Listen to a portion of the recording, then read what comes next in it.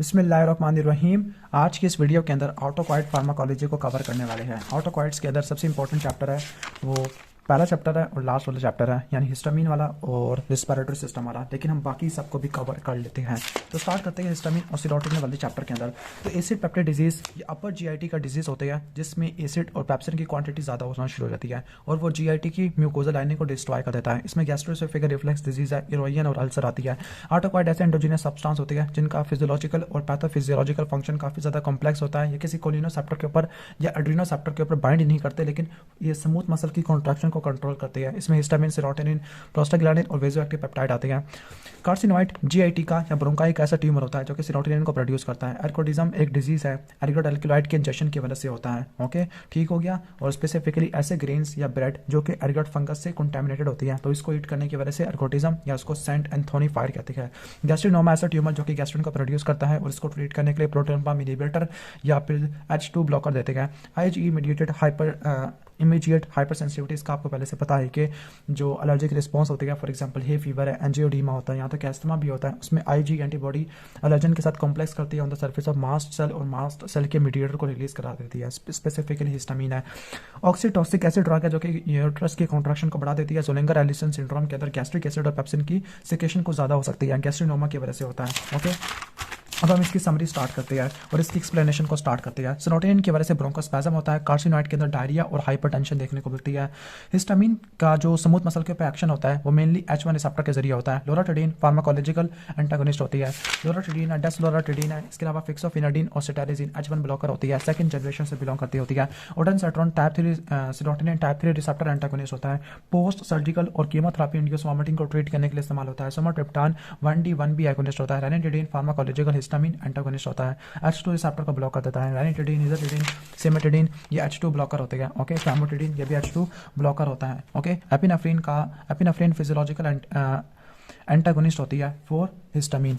इसके बाद चलते हैं H1 blocker. H1 blocker histamine receptor को एक्टिवेट नहीं करते बल्कि उसको ब्लॉक करना शुरू कर देते हैं। ओके, और कुछ H1 ब्लॉकर ऐसे होती है लाइक फर्स्ट जनरेशन के अंदर जिसमें डाइफिन हाइड्रोमिन, डाइमिन हाइड्रोनेट है। इनकी एंटी मस्करीनिक एक्शन होती है, तो ये मोशन सिकनेस को ट्रीट करने के लिए इस्तेमाल होती है, डिस्टोनिया को ट्रीट करने के लिए इस्तेमाल कर सकते हैं। डाइफिन हाइड्रोमिन पोटेंट सीडेटिव एक्शन होता है, H1 और H3 रिसेप्टर को ब्लॉक कर देता है।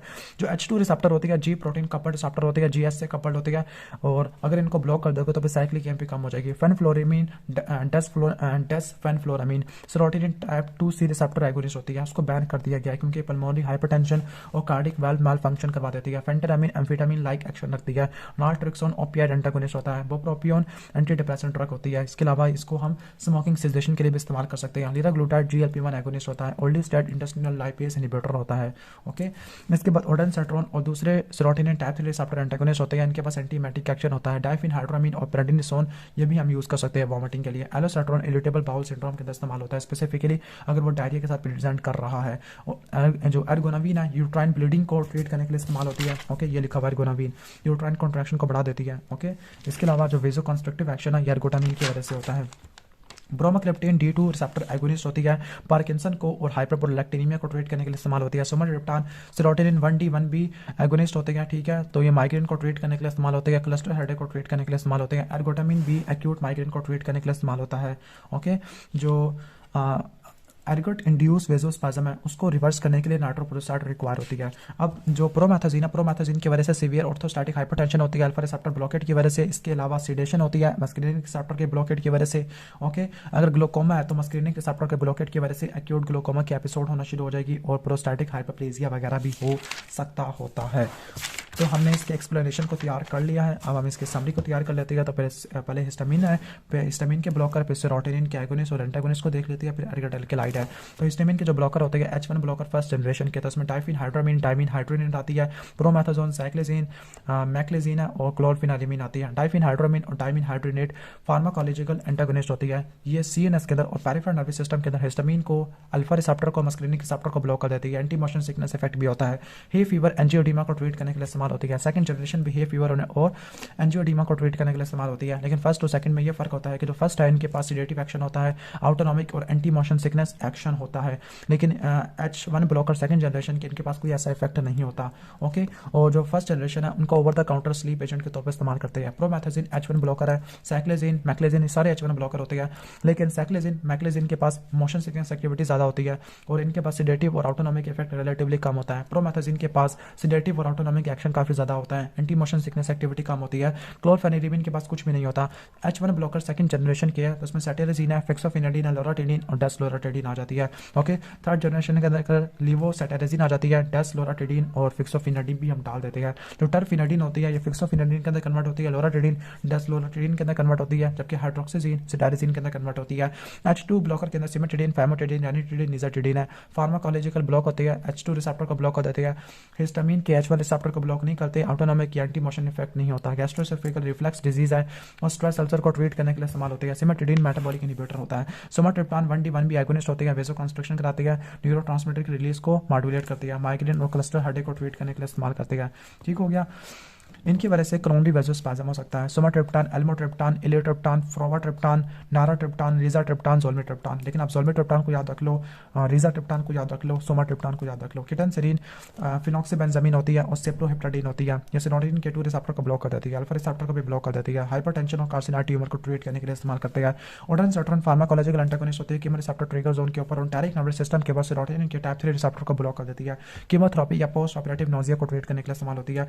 एलोसेट्रॉन इरिटेबल बाउल सिंड्रोम को, जिसमें डायरिया प्रोमिनेंट होता है, उसको ट्रीट करने के लिए इस्तेमाल होती है। जबकि ग्रेनिसर्ट्रॉन, पोलासर्ट्रॉन, डोलासर्ट्रॉन ये कीमोथेरेपी इंड्यूस वोमिटिंग को ट्रीट करने के लिए इस्तेमाल होती है। टिकासिरोड पार्शियल एगोनिस्ट होती है, एंथासिरोटिन type 4 receptor constipation dominant irritable bowel syndrome को ट्रीट करने के लिए इस्तेमाल होती है। इसके बाद एर्गोट अल्कलॉइड है, तो एर्गोट अल्कलॉइड के अंदर एर्गोटामीन है। जो एर्गोटामीन होती है ये माइग्रेन क्लस्टर हेडेक को ट्रीट करने के लिए इस्तेमाल होती है, जबकि एर्गोनाविन होती है पोस्टमार्टम यूट्राइन ब्लीडिंग को ट्रीट करने के लिए इस्तेमाल होती है। लाइसर्जिक एसिड डाइथेलमाइड हेलोसिनोजन है, ब्रोमोक्रिप्टिन पार्किंसन को ट्रीट करने के लिए इस्तेमाल होती है। हाइपरप्रोलैक्टिनीमिया को रिवर्स करने के लिए इस्तेमाल होती है।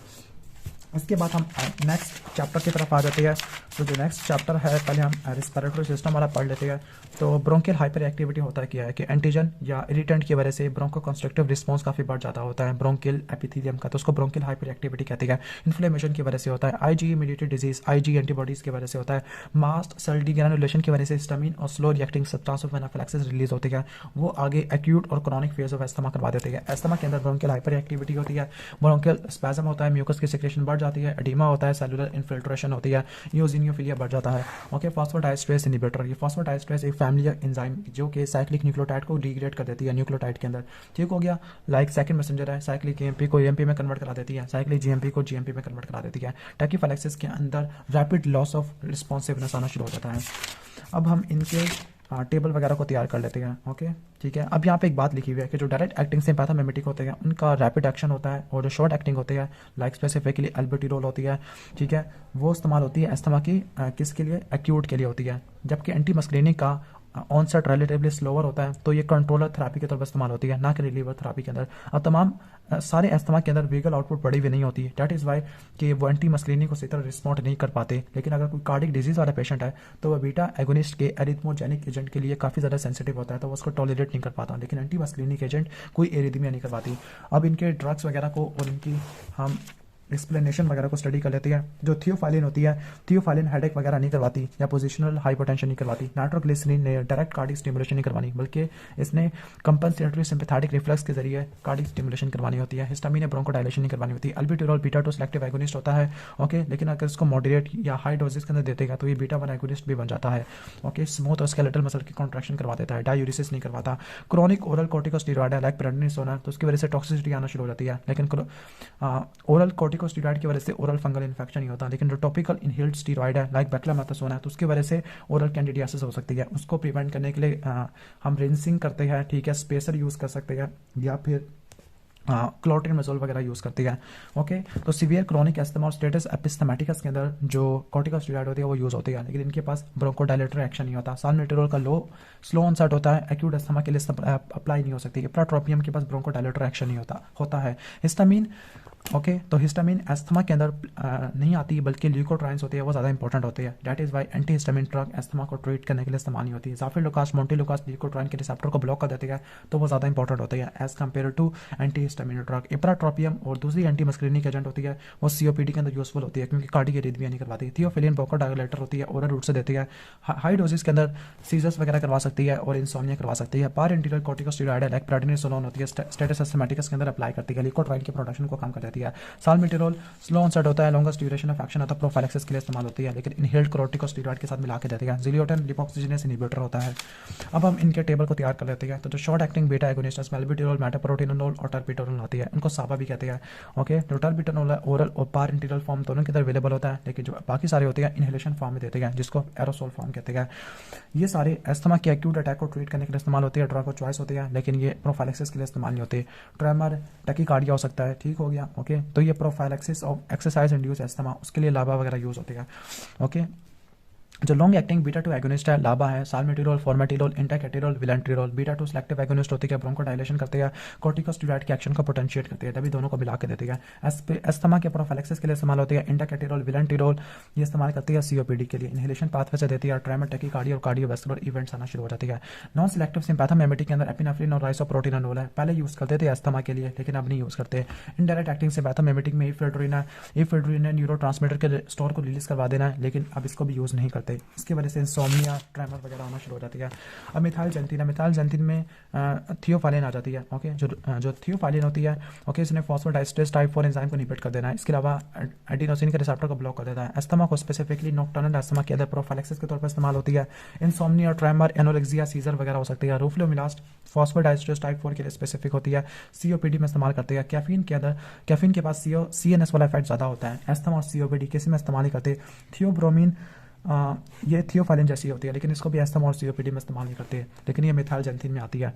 इसके बाद एंटी मस्क्रीनिक एजेंट है, तो एंटी मस्क्रीनिक एजेंट के अंदर इप्राट्रोपियम, टियोट्रोपियम, एक्लिडीनियम, ओमिक्लिडीनियम आती है। ओके तो कॉम्पिटिटिव फार्माकोलॉजिकल एंटागोनिस्ट होती है, एस्थमा और सीओपीडी के अंदर इस्तेमाल होती है, इनहेलेशन पाथवे से देती है, इनकी वजह से सिक्रेशन कम हो जाती है।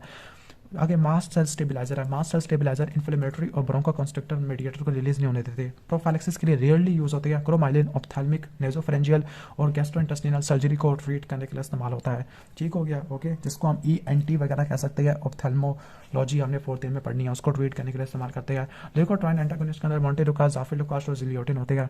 मोंटेलुकास और ज़ाफिलुकास फार्माकोलॉजिकल एंटागोनिस्ट होते हैं अगेंस्ट द ल्यूकोट्राइन T4, दोनों प्रोफाइलेक्सिस के लिए इस्तेमाल होते हैं। इसके बाद कोर्टिकोस्टेरॉइड होता है, कोर्टिकोस्टेरॉइड इनहेल्ड ओसेस्टामिक है, इनहेल्ड के अंदर बैक्लोमेथासोन होती है, फॉस्फोलाइपेज 2 को इनहिबिट कर देती है, साइक्लोऑक्सीजिनेज की एक्सप्रेशन को मिनिमाइज कर देती है। एस्थमा की प्रोफाइलेक्सिस के लिए बैक्लोमेथासोन है, जबकि सिस्टेमिक के अंदर जो प्रेडनिसोन होती है एक सीवियर रिफ्रैक्टरी क्रॉनिक एस्थमा को ट्रीट करने के लिए इस्तेमाल होती है, जबकि प्रेडनिसोन स्टेटस एस्थमेटिकस को ट्रीट करने के लिए इस्तेमाल होती है। रिफ्रैक्टरी एस्थमा अगर वो सीवियर है तो उसको ट्रीट करने के लिए, उसकी प्रोफाइलेक्सिस के लिए हम ओमेलिजुमाब यूज करते हैं, जबकि ट्रीटमेंट के लिए प्रेडनिसोन यूज करते हैं। प्रेडनिसोन हम स्टेटस एस्थमेटिकस के अंदर यूज करते हैं।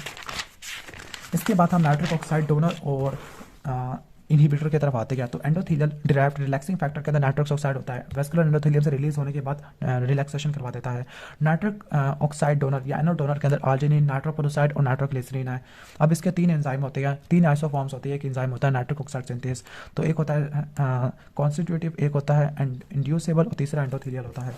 ओके तो अब इसकी एक्सप्लेनेशन को स्टडी कर लेते हैं। जो नाइट्रोपोरोसाइड और ऑर्गेनिक नाइट्रेट होती है लाइक एमाइल नाइट्रेट है, नाइट्राइट है, नाइट्रेट्स होती है लाइक नाइट्रोग्लिसरीन, आइसोसोर्बाइट डाइनाइट्रेट, आइसोसोर्बाइट मोनोनाइट्रेट है, इनके पास एनो ग्रुप होता है, वो अपने अंदर से नाइट्रिक ऑक्साइड को रिलीज करवा देती है। एस्पिरिन एंडोजीनस NO का सोर्स होता है, जबकि एक्सोजीनस में हम कह सकते हैं कि नाइट्रेट्स होते हैं, नाइट्रोपोरोसाइड और नाइट्राइट होती है, ठीक हो गया। एसिटाइलकोलिन M3 रिसेप्टर पर जाके बाइंड करता है, NO की रिलीज को बढ़ा देता है। नाइट्रोपोरोसाइड स्पॉन्टेनियसली NO को रिलीज करा देती है। अब NOS की इंड्यूसेबल फॉर्म होती है, इन्फ्लेमेशन के अंदर एक्टिवेट होती है। आर्जिनिन सबस्ट्रेट होता है, सिट्रोलिन भी सबस्ट्रेट होता है। ओके सिट्रोलिन और NO प्रोडक्ट होते हैं। आगे नाइट्रिक ऑक्साइड एरिथमिया और कॉन्स्टिपेशन नहीं करवाता, लेकिन ये ब्रोंकोडायलेशन करवा सकता है और ये ग्राफ्ट रिजेक्शन को एक्सेलरेट वगैरह करवा सकता होता है। जो नाइट्रिक ऑक्साइड है वो पल्मोनरी वेजोडायलेशन करवा सकता है, दैट इज वाई हम इसको पल्मोनरी हाइपरटेंशन में इस्तेमाल कर सकते हैं। हीम और हीमोग्लोबिन दोनों NO को रिलैक्स या इनएक्टिवेट कर देती है। अब इसकी समरी को तैयार कर लेते हैं। NO या नाइट्रिक ऑक्साइड गोनेडल साइक्लिस को एक्टिवेट कर देता है, साइक्लिक GMP को बढ़ा देता है, पल्मोनरी हाइपरटेंशन को ट्रीट करने के लिए इस्तेमाल करती है, लेकिन इसको ज़्यादा देने की वजह से एक्सेसिव हाइपोटेंशन हो सकती है, मेथियोग्लोबिनीमिया हो सकता है और ये नाइट्रोजन डाइऑक्साइड के अंदर कन्वर्ट हो सकता है, जो कि पल्मोनरी इरिटेंट है। नाइट्रिक ऑक्साइड सिंथेस एक्टिवेटर, उसमें एसिटाइलकोलिन है, हिस्टामीन है, जो कि IP3 टैग सिस्टम के जरिए NOS को एक्टिवेट कर देती है। इसके बाद नाइट्रिक ऑक्साइड डोनर है, जिसमें नाइट्रोग्लिसरीन है, नाइट्रेट और नाइट्रोक्लोराइड होते हैं। ओके, तो जो नाइट्रेट्स होते हैं ये NO की रिलीज को बढ़ा देते हैं और मसल के अंदर, जबकि ब्लड के अंदर नाइट्रोफ्लोराइड आ जाती है। ठीक हो गया, इनके एक्शन को आपने ध्यान से समझ लेना। नाइट्रोग्लिसरीन स्मूथ मसल के अंदर NO को रिलीज करवा देती है, जबकि ब्लड के अंदर नाइट्रोफ्लोराइड हो जाती है। ठीक हो गया, नाइट्रोफ्लोराइड अपने अंदर से NO को रिलीज करवा देती है। इसके बाद चलते हैं प्रोस्टाग्लैंडिन वाले चैप्टर की तरफ। ओके, तो प्रोस्टाग्लैंडिन वाला चैप्टर है, इस चैप्टर के अंदर आपने टर्मिनोलॉजी को अभी हम स्टडी नहीं कर रहे हैं, बल्कि हम सीधा एक्सप्लेनेशन की तरफ जंप कर रहे हैं। एस्पिरिन और जिलियोटिन, इनकी वजह से डायरिया नहीं होता। लिकोट्राइन B4 कीमोटैक्टिक फैक्टर होता है। फैमोटिडिन H2 ब्लॉकर है, जो कि डायरिया नहीं करवाता। माइसोप्रोस्टोल PGE1 एनालॉग है, GIT की यूट्राइन मोटिलिटी बढ़ा देता है, तो ये बॉडीफेसिएंट एजेंट के तौर पर इस्तेमाल होता है। हाइड्रोकोर्टिसोन यानी जो कॉर्टिसोल है, ये फॉस्फोलाइपेज A2 को इनहिबिट कर देता है। इबुप्रोफिन इंडोमेथासिन साइक्लोऑक्सीजिनेस को रिवर्सिबली इनहिबिट कर देती है। जिलियोटिन लिपोऑक्सीजिनेस एंजाइम को इनहिबिट कर देता है। एस्पिरिन इरिवर्सिबली साइक्लोऑक्सीजिनेस को इनहिबिट कर देती है। प्लेटलेट की एग्रीगेशन को मिनिमाइज करने के लिए इस्तेमाल होती है। एस्पिरिन प्रोस्टाग्लैंडिन के रिसेप्टर को ब्लॉक नहीं करती। प्रोस्टासाइक्लिन पोटेंट वेजोडाइलेटर है। एसिटाइलकोलिन और ब्रैडिकाइनिन ने वेजोडाइलेशन करानी है। ठीक हो गया, ओके, जो कि पल्मोनरी हाइपरटेंशन के अंदर हम इसको यूज नहीं कर सकते, सिस्टमिक हाइपरटेंशन के अंदर। PGF2 अल्फा और थ्रोम्बोक्सिन ये वेजोकंस्ट्रक्टर होते हैं। सेरोटोनिन और हिस्टामिन यूट्राइन स्टिमुलेशन करवा सकती है, लेकिन ये अमाइन मेम्ब्रेन लिपिड से डिराइव नहीं होते। ऑक्सीटोसिन भी यूट्राइन कॉन्ट्रैक्शन करवा सकती है, लेकिन ये पेप्टाइड हार्मोन है, जबकि प्रोस्टासाइक्लिन यूट्रस को रिलैक्स करवा देती है। फॉस्फोलाइपेज A2 फॉस्फोलाइपेट को रैकिडोनिक एसिड के अंदर कन्वर्ट करा देता होता है। जो साइक्लोऑक्सीजिनेस होते हैं, ओके, वो रैकिडोनिक एसिड को प्रोस्टाग्लैंडिन में कन्वर्ट करा देते हैं। तो ये इनके सिंथेसिस किया है। लिपोऑक्सीजिनेस एंजाइम लिकोट्राइन के सिंथेसिस करवा देता है। इन्फेंट के अंदर जिनके अंदर ग्रेट वेसल ट्रांसपोजिशन होती है, तो ग्रेट वेसल ट्रांसपोजिशन के लिए हमें पेटेंट डक्टस आर्टरियोसिस की जरूरत होती है। तो पेटेंट डक्टस आर्टरियोसिस के लिए अल्प्रोस्टाडिल वगैरह यूज करते हैं, PGE1 यूज करते हैं। ओके, जो एस्पिरिन होती है डायरेक्ट इरिवर्सिबल इनहिबिटर होती है। लिकोट्राइन C और D इकोसिनाइड कंपोनेंट होते हैं, यानी स्लो रिएक्टिंग सब्सटेंस तो एनाफिलैक्सिस के अंदर आती है। अब साइक्लोऑक्सीजिनेस पाथवे को ब्लॉक करते हैं, तो लिकोट्राइन्स की सिंथेसिस बढ़ जाती होती है, क्योंकि रैकिडोनिक एसिड लिकोट्राइन पाथवे की तरफ शंट हो जाता है। जिलियोटिन लिकोट्राइन के सिंथेसिस को ब्लॉक कर देती है। मोन्टेलुकास उजाफिलुकास लिकोट्राइन D4 के रिसेप्टर को ब्लॉक कर देती है। ओके, तो अब इनके टेबल वगैरह को तैयार कर लेते हैं, समरी के टेबल को। तो सबसे पहला है कि जो लिकोट्राइन होती है, लिकोट्राइन B4 C4 D4, जो लिकोट्राइन C4 D4 होती है slow reacting substance of anaphylaxis है। लिकोट्राइन B4 कीमोटैक्टिक फैक्टर होता है इन्फ्लेमेशन के अंदर। ठीक है, लिकोट्राइन एंटागोनिस्ट के अंदर, ओके, तो slow reacting substance of anaphylaxis के अंदर लिकोट्राइन C4 D4 होते हैं। लिकोट्राइन के एंटागोनिस्ट ये फार्माकोलॉजी में इंपॉर्टेंट होती है, लाइक जिलियोटिन है लिपोऑक्सीजिनेस इनहिबिटर होता है, जबकि लिकोट्राइन एंटागोनिस्ट के अंदर मोन्टेलुकास जाफिलुकास होता है। अस्थमा की प्रोफाइलेक्सिस के लिए इस्तेमाल होते हैं, लेकिन ये इन दोनों की वजह से लीवर के एंजाइम एलिवेट होना शुरू हो जाते हैं। ठीक हो गया, सिस्टीन है लिकोट्राइन 1 रिसेप्टर को ब्लॉक कर देते हैं। आगे जो प्रोस्टासाइक्लिन है, इसमें PGE2 एनालॉग है, लाइक एप्रोप्रोस्टिनोल, जो कि IP रिसेप्टर को स्टिमुलेट कर देता है। वेसोडाइलेशन है, प्लेटलेट की एग्रीगेशन को मिनिमाइज कर देता है। तो पल्मोनरी हाइपरटेंशन के अंदर और प्लेटलेट की एग्रीगेशन को मिनिमाइज करने के लिए इस्तेमाल करते हैं। इन एक्स्ट्रा कॉर्पोरियल डायलिसिस है। PGI2 एनालॉग के अंदर एक और लिखा हुआ है टेप्रोस्टिनिल है। टेप्रोस्टिनिल पल्मोनरी हाइपरटेंशन को ट्रीट करने के लिए इस्तेमाल करते हैं। PGE1 transposition of great vessels के लिए, ताकि पेटेंट डक्टस आर्टरियोसिस को मेंटेन कर सके। PGE1 डेरिवेटिव पता है माइसोप्रोस्टोल है, पेप्टिक अल्सर के लिए प्रोटेक्टिव एजेंट है, बॉडीफेसिएंट एजेंट है। PGE1 एनालॉग है, अल्प्रोस्टाडिल होता है, इरेक्टाइल डिसफंक्शन को ट्रीट करने के लिए इस्तेमाल होता है। डायनाप्रोस्टन PGE2 होता है, बॉडीफेसिएंट के लिए और सर्विकल राइपनिंग को ट्रीट करने के लिए इस्तेमाल होता है। ओके, जो PGF2 अल्फा लेटानोप्रोस्टा ग्लूकोमा को ट्रीट करने के लिए इस्तेमाल करते हैं, स्पेसिफिकली ओपन एंगल ग्लूकोमा को ट्रीट करने के लिए इस्तेमाल करते हैं। बाकी साइक्लोऑक्सीजिनेस इनहिबिटर और कॉर्टिकोस्टेरॉइड का अपना चैप्टर है, तो हम इनको वहाँ पे कवर कर लेंगे। इसके बाद कुछ इनके रेनिन इनहिबिटर लिखे हुए, अब इन सब की डिस्क्रिप्शन CVS के अंदर मिल जाएगी, तो हम उसको CVS में कवर कर लेंगे। तो यहाँ तक हमने पूरी ऑटोक्वाइट फार्माकोलॉजी को तैयार कर लिया है। अगर आपको वीडियो अच्छी लगी है तो वीडियो को लाइक कर देना, चैनल पर नहीं हो तो सब्सक्राइब कर देना। मिलते हैं नेक्स्ट वीडियो के अंदर, तब तक के लिए अल्लाह हाफिज़।